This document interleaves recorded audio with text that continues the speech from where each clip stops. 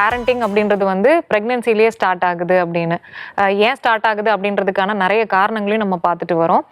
அதுல முக்கியமா இந்த வாரம் பார்த்தீங்கன்னா பாண்டிங், பெற்றோர்களுக்கும் பிள்ளைங்களுக்கும் வந்து ஒரு பாண்டிங் எப்பயுமே இருக்கணும் அப்படின்றது வந்து நம்ம எல்லா ஏஜ்லயுமே சொல்லிக்கிட்டே இருப்போம். குழந்தை வளர்ப்புல பார்த்தீங்கன்னா முக்கியமான ஒரு விஷயம் பாண்டிங். ஏன்னா அந்த ரிலேஷன்ஷிப்பை வந்து ஸ்ட்ரென்தன் பண்றது, அவங்களுக்குள்ள இருக்கிற புரிதலை அதிகப்படுத்துறது எல்லாத்துக்குமே இந்த பாண்டிங் வந்து ரொம்ப சப்போர்ட் பண்ணுது.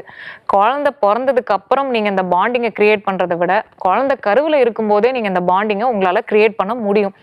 இதனால வந்து பாத்தீங்கன்னா நிறைய பெனிஃபிட்ஸ் வந்து அந்த குழந்தைக்கு கிடைக்குது. நீங்க பாண்டிங்கை வந்து எப்படி கிரியேட் பண்ணலாம் அப்படின்றத நான் வந்து சொல்றேன். அதுக்கு முன்னாடி ஏன் இந்த பாண்டிங்கை நீங்க வந்து உள்ள இருக்கும் போதே, குழந்தை கருவுல இருக்கும் போதே ஏன் நீங்க இந்த பாண்டிங்கை கிரியேட் பண்ணணும் அப்படின்னா, உங்க குழந்தைக்கு ஒரு சேஃப் அப்படின்ற ஒரு விஷயம் வந்து அவங்களோட நர்வஸ் சிஸ்டம்ல வந்து ஸ்டோர் ஆகும், உருவாக ஆரம்பிக்கும். நான் சேஃபா வளர்றேன், நான் செக்யூர்டா இருக்கேன். இது வந்து குழந்தை பிறந்ததுக்கு அப்புறம் இந்த பாண்டிங் அப்படின்றது வந்து இன்னும் கொஞ்சம் இயல்பா நடக்க ஆரம்பிக்கும். என்ன மாதிரி பாண்டிங் வந்து நான் பண்ணலாம்? நீங்க வந்து குழந்தை கூட பேசணும் அப்படின்னு நம்ம நிறைய சொல்லுவோம். எப்படி இருக்க, நான் உனக்காக நிறைய விஷயங்கள் பண்ணிட்டு இருக்கேன், இங்க நீ வந்து ரொம்ப ஹெல்த்தியா இருக்க, நீ ரொம்ப ஹாப்பியா வளர்ந்துட்டு இருக்க, நான் ஒவ்வொரு நாளும் வந்து நீ வந்து ஹெல்த்தியா இருக்கிறத அம்மா வந்து உணர்ந்துகிட்டே இருக்கேன், நீ வந்து வர்றதுக்காக நாங்கள் எல்லாரும் உனக்காக வெயிட் பண்ணிட்டு இருக்கோம், ஸோ நீ வந்து ஒரு அழகான ஒரு உலகத்தை பார்க்க போற. இது எல்லாமே பார்த்தீங்கன்னா இதில் நீங்கள் எதுனாலும் நீங்கள் உங்கள் குழந்தை கூட பேச முடியும். இன்னொரு முக்கியமான ஒரு விஷயம், பாண்டிங் நீங்கள் கிரியேட் பண்ணும்போது நீங்கள் அதாவது போஸ்ட்மார்ட்டம்னு நம்ம சொல்லுவோம் இல்லையா, குழந்தை பிறந்ததுக்கு அப்புறம் அவங்க கூட உங்களால ஈஸியா பாண்டிங்கை கிரியேட் பண்ண முடியும். உங்களுடைய குரல் அவங்களுக்கு வயிற்றுக்குள்ள இருக்கும் போதே கேட்க ஆரம்பிக்கும். அவங்க வந்து லிசன் பண்ண ஆரம்பிப்பாங்க. உங்க குரலை அவங்களால கண்டுபிடிக்க முடியும். உங்க குரலோட ரிதம் அவங்களால உணர முடியும்.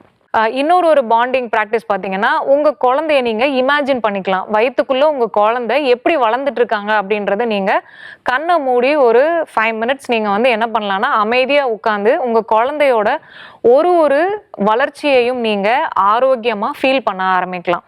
இதை வந்து விஷுவலைசேஷன் நம்ம சொல்லுவோம். இதுவும் உங்க குழந்தையோட ஒரு பாண்டிங்கை வந்து உங்களுக்கு கிரியேட் பண்ணும். இந்த மாதிரி நிறைய பாண்டிங் வந்து நம்ம ப்ராக்டிஸ் வந்து நம்ம பண்ணலாம். ஸோ நீங்க வந்து இந்த மாதிரியான மெனக்கெடுதல் வந்து ஒரு மதர் மட்டும் இல்லை, சுற்றி இருக்கிற என்விரான்மெண்ட்டும் அவங்களுக்கு சப்போர்ட் பண்ணணும். எப்போ அம்மா வந்து ஹாப்பியாக பேசுவாங்க சொல்லுங்கள், இல்லை எப்போ அம்மா வந்து ஹாப்பியாக உணருவாங்க?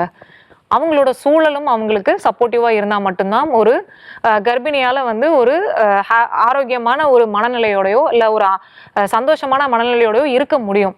ஸோ அதுக்கு அவங்களுக்கு என்ன விதமான சப்போர்ட் வேணும் அப்படின்றதுக்கு எப்பயுமே சுற்றி இருக்கிற பீப்புள் அவேராக இருக்கணும்.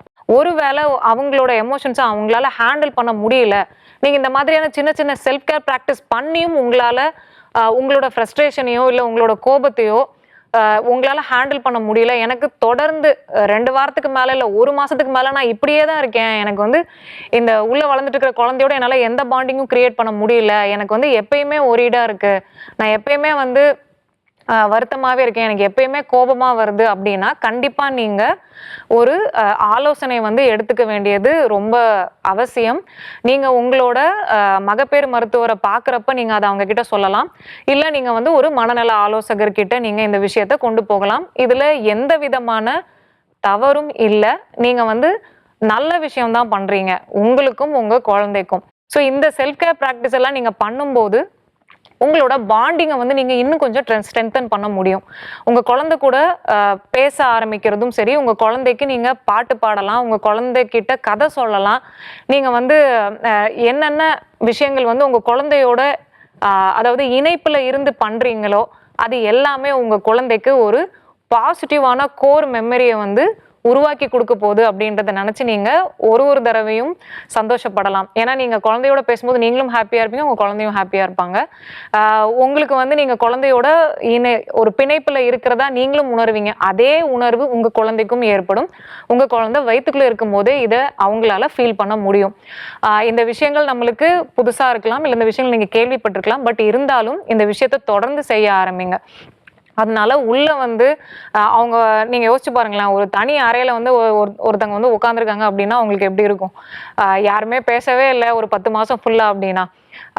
அது மாதிரி ஆனா ஒரு உணர்வை வந்து நம்ம குழந்தைங்களுக்கு கொடுக்கணும்னு அவசியம் இல்லை. நீங்க வீட்டில் இருக்கிற எல்லாருமே முடிஞ்சா வந்து குழந்தையோட பேசுங்க, பாட்டு பாடுங்க, நிறைய நல்ல மியூசிக் வந்து நீங்க கேட்க ஆரம்பிங்க. இது எல்லாமே உங்க குழந்தையோட நர்வஸ் சிஸ்டம்க்கு, உங்க குழந்தையோட பிரெயின் டெவலப்மெண்ட்டுக்கு வந்து ரொம்ப ரொம்ப நல்லது.